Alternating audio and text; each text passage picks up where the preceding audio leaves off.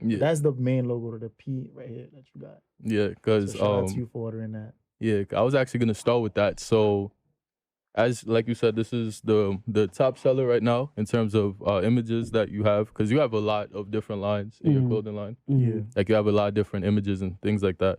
So, I was actually watching your interview with the Other Side podcast. Shout out to them. Shout out to the And Shout I out to the other side. yeah, I actually loved the explanation that you gave in terms of like how you came up with this logo, because I thought it was really beautiful, like a beautiful concept, beautiful idea. Would you mind sharing it with us? All right, so definitely. So this logo was created around a time like I was going through a lot. I was actually dealing with like a lot of negativity in my life due to like other people being in my life. So I'm actually tell the whole story. For me, since we have the time anyway. Story time. Story time, yes. So from the beginning, like from the in the beginning, jump God created off. heaven and the earth, and then there was light and Fedy. Thank you. and there was then Prolific came out. So around the time, right? This was around I think like 2019, like late 2019. I had a apartment at the time. For me, it's like put it like this, right? Let's say you own an apartment, right? But you don't live there no more. You're moving out. So you're like, yo, Fedy, I don't live there no more. You could have the apartment, do whatever you want. So that's basically what the situation was. Yeah, the free crib. Yeah, basically. So, but we had to pay rent and stuff, of course. So it was like 3 rooms. So I had some roommates. For me, I had some roommates and stuff.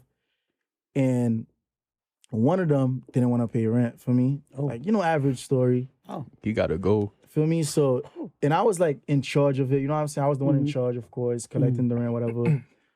And that one person was actually my friend too. That's crazy. Like, it's crazy. Be like that, man. Helping out a friend and shit. Like, all you gotta do is just pay your part, whatever. yeah, that's it. But it got to the point, they're not paying whatever. I'm like, bro, you gotta go. So where I messed up was the rent was like the lease or whatever was actually not under my name. It wasn't. So it was on the owner's name. But you know, but he's not there. yeah, he's not there. Like I was controlling it. So the guy, like the friend or whatever, knew that information. So I'm like, you gotta go. This guy's like, he's not going nowhere. Like he called the cops on me. True story, bro. I came home, the police was literally there and literally said with their mouths like, you can't take him out. You got to go to court if anything. Right. And you could get in trouble for this and that. I'm like, damn now. That's not even a big deal because like I said, the person that was renting was my uncle. So it's a family. But it's just the simple fact, like I'm Haitian, so Like I said to all the Zoes, we here, man. I'm a Zoe too. So if you guys know Haitian adults and stuff, they don't like to deal with drama and stuff like that. So the minute he heard some shit like that, he got scared. Like he's like, yo, like he don't want to deal with nothing like that. So this is a part of the story that none of them knew. The lease was about to end in like 2 months. So none of them knew that. So they thought, you know what? We about to live free here for like, because the court like process takes mad long. Yeah, so it's like it's not even worth it. Yeah, we about to live free here. Fedy about to get in trouble with this and that. We live, mind you. These are people I try to help, bro. These are people I literally try to help. I give a place to stay, and they simply wasn't, for me, doing what adults supposed to do, just pay rent. I'm like, you gotta go. They wanna, for me, put me in trouble. Like, that's the type of shit people will do to you in the world, bro. Like you really try to help somebody, try to look out for them, be good to them, and they'll try to destroy you. Yeah. So throughout that whole shit, right, I'm thinking in my head like, damn. Like, this is real about to happen. I gotta go to court. I gotta deal with all this stuff. I gotta, feel me? And around that time, I had a company. I was doing door-to-door sales. Most people probably forgot about. I definitely hooked on to you with that one shit. Yeah, I was, at the time, I was actually the boss. We were selling Verizon Fios cable. I ended up getting a contract. I did too. You did the same thing? I did too. Were you good? Nah, I'm not gonna lie. I quit like 2 months in. Damn, I did like 2 years in that shit, but that shit made me who I am today. I ain't gonna lie. Like door-to-door sales. That was like my university, like my school. So I was working there for about like a year, 2 years. I ended up getting my own contract where I was able to get my own LLC, hire my own people, and I created Bruno Enterprise that had people literally knocking doors for me. That was really cool. That was so you became a boss at a young age. Yeah, I was like 20, 21. I had like over 20 people working for me. Different. Yeah, mind you, this is all happening around the time these people trying to get me in trouble with the law, take me to jail, all that. So, and at the time, I'm like, damn, like, what do I do? Like, I got a company to go run every day. So what I did was, I left the house, because remember, the lease is ending in 2 months, so they don't know that. But they think they're about to be lit for the rest of their life. Like, they're about to have this crib forever. Fedy's about to go to jail because he's illegally renting. But it was legal anyway because the guy gave me permission, you know. But it was just my name was not in the lease. So yeah. So what I did was, right? Like a handshake agreement type. Yeah. So what I did was I was like, you know what? I'm gonna leave the crib. So I took all my stuff. I left the crib. And I decided to keep running Bruno Enterprises. Feel me? We gotta knock doors every day. I gotta teach. I gotta mentor. Feel me? I had a lot of people working for me, you know. So I decided to do that for me. And I was staying around at my man's crib at the time because I live in Long Island. Like my parents' house is in Long Island. So I was like, to travel from Long Island back and forth and to get a new apartment. It was just mad work at the time, and I didn't have the time. And I was still going like to look for apartments and stuff, but it was just a lot because I had to run the company, like I said. So I said, you know what? I'm gonna stay with my son for a little bit, and then I'm gonna see what I'm gonna do with this house. So this is where throughout the whole time I'm thinking, I'm running this company. I wanna find something to do else, though. Something else that would be amazing. So I'm thinking, cause when people try to do evil to you, it's a lot of things you could do. You feel me? I could have. We from the towns. We from Brooklyn and shit. So I'm thinking like, what I want to do to these people? Like, do I want to hurt them? Do I want to? But I'm like, you know what? I'm gonna be something greater. I'm gonna be, feel me? I'm gonna be a real a real person and do something amazing. So, right. So I'm thinking what to do though, and it didn't come to me as of yet, because I'm still trying to figure out what I'm gonna do with the house. Right. So lucky for me, right? God is good for me. This is why I'm always good to people, and I'm always thankful for God and, you know, thankful for everything good that happens to me, because the situation turned the whole other way, right? So while I was knocking doors, I closed the deal with a lady that worked with like, the apartment was also with housing at the time too. You guys know housing. Oh, yeah. Housing Connect. Yeah, housing. It was like a house, but not a building, but actually a house, but with housing. So thankfully, I closed the lady. She worked for housing, and you know, usually when you close deals, knocking doors, people tend to like get a connection with you. They tend to like, you know, become cool with you. Yeah, gravitate towards you. Yeah, gravitate towards you. And she was an older lady. I actually ended up telling her what I'm going through. Yo, till this day, I'm thankful for that lady. She actually explained to me exactly how to get out that situation, and I was able to follow what she said. And thankfully, those people got evicted, and I was good. This is good. Thank you, Scott. I didn't go to jail or anything. I didn't have to go to court. I didn't have to go through no problems. They got evicted before the 2 months was over.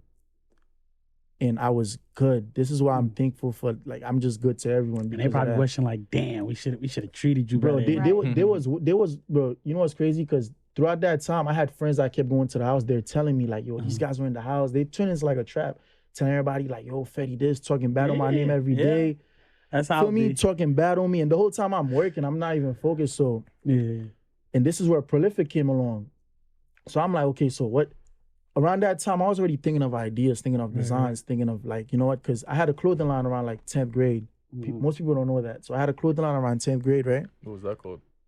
It was, I ain't gonna lie, if you see, I'll show you guys after. If you see it, it's like so like bad. Humble beginnings though. Humble beginnings. We gotta see it. Yeah, humble beginnings. I'm gonna show you guys at the end. So I actually had a clothing line in 10th grade, but what happened was around that time I was young, I wasn't really confident and I didn't have the resources, so I gave up on it. Right.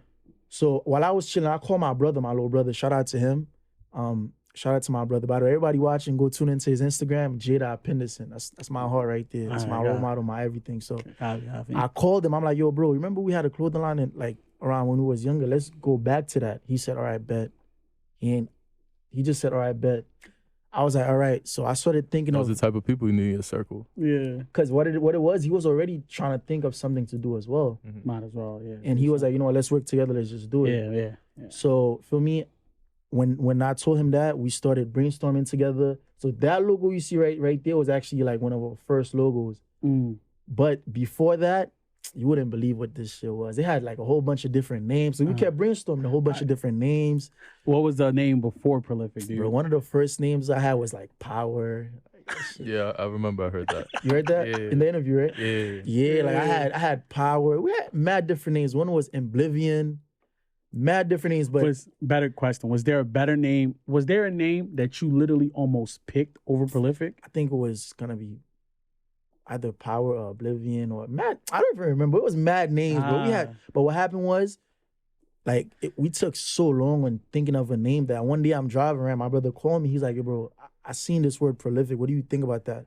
I was like, all right. Fire. I was like, yo, like, what's the meaning? First of all, what's the meaning? He told me the meaning, which was like to do basically positive, productive things, which is to, you know, do good things for yourself, for people, stuff like that, you know, being, you know, productive, good, and great. And I was trying to make the brand kind of represent that message already. Right. So I was like, you know what? So what I did was I went to do research. Like, is there other brands named Prolific? I saw Nipsey stuff. And it was other brands named Prolific too. So I was like, you know what? It can't just be Prolific on its own. Gotta be its own now. So we added another name, and we was thinking of like Prolific clothing, Prolific, all type of stuff. And then I think he said fabric, or I don't remember who. He said fabric. I was like, you know what? Prolific fabric, cool. That's it. Yeah, it's a ring. It's a ringer. It's a ringer. There you go. Yeah, And then we went with that. So that's how the brand came to be, basically, because I was going through that negative time of my life, and I wanted to, you know, do something better, right? Instead of hurting people, taking, you know, stuff people do from the towns. I decided to create a brand and turn that negative into something positive, and that's what that logo represents. A ski mask, feel me? You wear a mask. Like, if I wanted to go hurt those people that was trying to do me dirty in the house, I would have wore a mask. You feel me? Right. But I decided graduate into I a put better the graduation thing. cap. I created a 6-figure business. I need one of those hoodies. For me, you definitely do. I need bro. one. For me, instead of being negative like them, I didn't choose to be like them. I decided to be prolific. Right. Created a 6-figure business now. For me, we already had 6 figures for the year already. And you say you started this around like 2019 or something like that? Yeah. And we just going crazy, man. That's why everybody watching, I tell everybody, no matter what circumstance, what you're going through with anyone, just choose the positive route, because it's a better outcome. It's a greater outcome in that. It's a better outcome. Yeah, rather than... I know you watching. For me, bro, rather than like... For me, you don't want to be like the people trying to do you bad, because it's going to make you bad too. It's going to make you bad. Yeah.